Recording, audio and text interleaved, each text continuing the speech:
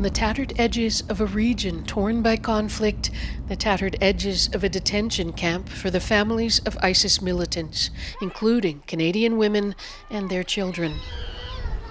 News here that one of those mothers has managed to send her daughter to freedom in Canada is still making the rounds, leaving in its wake some complicated emotions. I'm really happy. I'm really happy that she made it.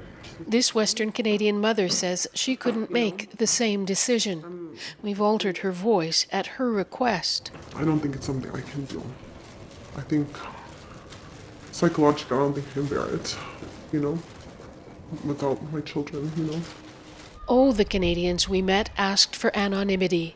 They know not everyone in Canada views their situation with sympathy, but they also feel abandoned by their government. One mother, 25 now and 19 when she left Canada, says she couldn't survive here without her children. I cannot let them go. For them it will be hard, and for me also. I'm like the only reason here I'm still coping and still going on with my day every day is because of them.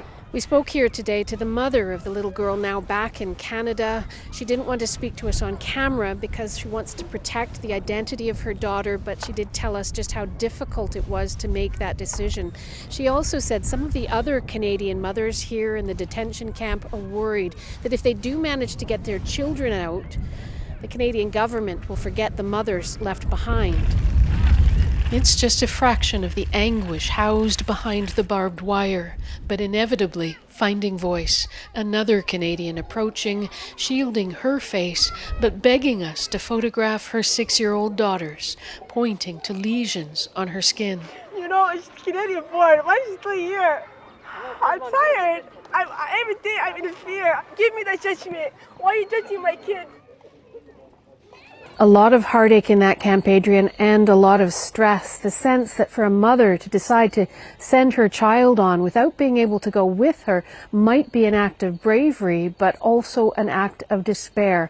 And she's suffering. She talked about how worried she is that her daughter is missing her. All of the mothers we met share the same fear that their children are being punished for the actions of their parents.